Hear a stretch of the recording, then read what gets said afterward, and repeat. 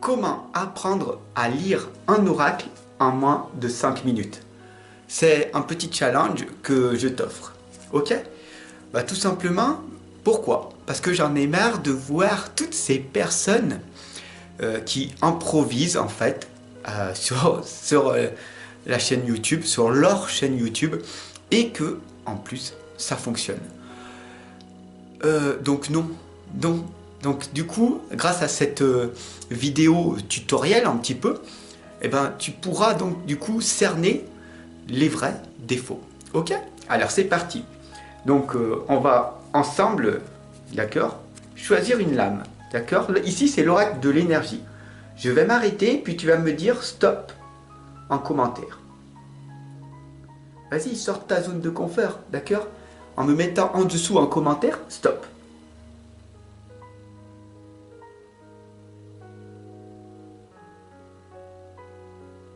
Hop, celle-là, bravo. Hop, on va la mettre de côté, d'accord? Hop, ici. Et quelle est donc cette lame que tu as choisie?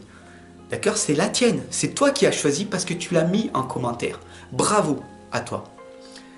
Donc la lame que tu as choisie est le soleil. Alors, bah, tout simplement, comment on fait? D'accord? En moins de 5 minutes, je vais t'apprendre à lire une lame. Donc ici, l'exemple, c'est le soleil. D'ailleurs, est-ce que tu sais que le soleil correspond à l'abondance?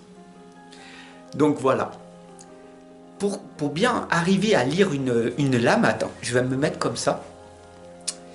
Ici, ce côté, d'accord? Donc le côté gauche de toi, d'accord? Ici correspond au passé, à ce qui s'est passé dans ta vie. Ici correspond au futur, d'accord? Ici correspond à l'ancrage, au rationnel, aux personnes très terre à terre. Je suis le soleil, l'abondance, ça me parle pas trop. C'est plus le côté du haut, les irrationnels, le côté spirituel des choses. D'ailleurs, comme tu le vois très bien, le soleil n'est pas là en bas, mais en haut. Le soleil est là pour te réchauffer. Ok? Ici, bah, c'est les gens qui sont très terre à terre. D'accord? Les scientifiques et les génies. En quelque sorte, ça y est, je vais encore me faire critiquer. Donc du coup, tu vois maintenant que c'est très parlant de lire une lame avec cet objectif en tête. Donc je répète, tout ce qui est au passé, tout ce qui est au futur, tout ce qui est au rationnel, aux personnes scientifiques, terre à terre, je crois que ce que je vois après tout, hein, non, moi je crois pas du tout en ce que tu me racontes. Et puis ici, au côté spirituel, l'intuition, au côté imagination. D'accord? Donc on va tout simplement interpréter cette petite lame. Comme tu le vois ici, il y a une femme, d'accord, qui est ici dans une sorte de coupe. Et elle est carrément mouillée dans cette coupe. Ok? Donc là, je ne te fais pas une guidance, je t'apprends juste comment à lire les cartes. Donc elle est à l'intérieur d'une coupe, d'accord? Et à l'intérieur d'une coupe, elle s'est mise dedans. Donc ça veut dire qu'elle n'a plus rien à perdre, d'accord? Et elle laisse tout simplement l'univers, le soleil, briller sur elle. Elle relativise, elle voit, elle ne sait pas ce qui va se passer, mais peut-être qu'il y a des belles choses qui vont arriver. On va prendre une lame au hasard pour voir ce qui se passe. Hop, j'ai pris une lame au hasard. Hop. Et ici, on a la porte vers l'amour. Également. Très parlant mon cœur, n'est-ce pas? On analyse un petit peu, parce que tu es un petit peu rationnel des fois, ou irrationnel. Tu me dis en commentaire? Cette lame, le passé, le passé, le futur, en bas, ce qui est rationnel. Donc les personnes scientifiques, ok, vont juste lire porte vers l'amour, ok. Donc là, on voit une armoire, une porte qui nous mène vers l'amour. Oublie pas, les personnes scientifiques très rationnelles lisent et analysent. Et donc, une porte vers l'amour, ok, ça me parle. Mais bon, à quoi ça va me servir? Et les personnes beaucoup plus imaginatives, beaucoup plus dans le monde spirituel, vont ouvrir cette porte et vont voir le détail à l'intérieur. Et à l'intérieur, il y a une cage. Et à l'intérieur de cette cage, il y a un cœur avec une serrure. Et c'est là que c'est très important de savoir si tu es prêt à t'ouvrir à un nouveau monde. Parce que à travers la lame ici que tu vois, est-ce que tu vois la clé pour ouvrir la cage? Dis-moi en commentaire. La vois-tu?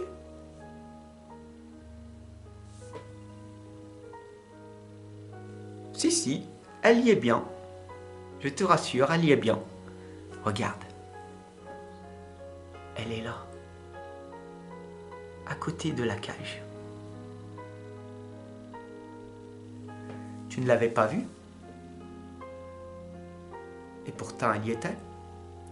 Et elle est à l'intérieur de toi. Ça veut dire que tout ce qui se passe autour de toi n'est pas si important que ça.